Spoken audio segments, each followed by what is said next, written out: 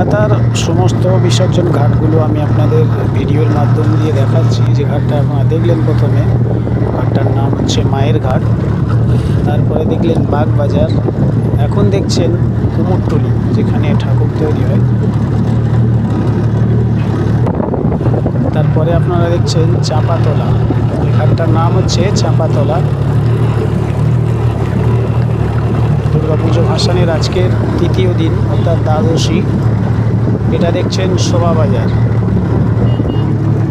তারপরে আপনারা দেখছেন নাতের বাগান।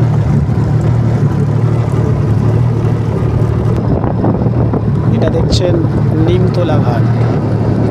আজকের দুর্গাপুজোর ভাসানের তৃতীয় দিন দ্বাদশী। এই দ্বাদশী এখনও পর্যন্ত ঘাটগুলো ফাঁকা ফাঁকা পড়ে আছে। ভাসানে খুব অল্প ঠাকুর আসছে ঘাটে। নিমতলা ঘাটেও খুব অল্প ঠাকুর আসছে।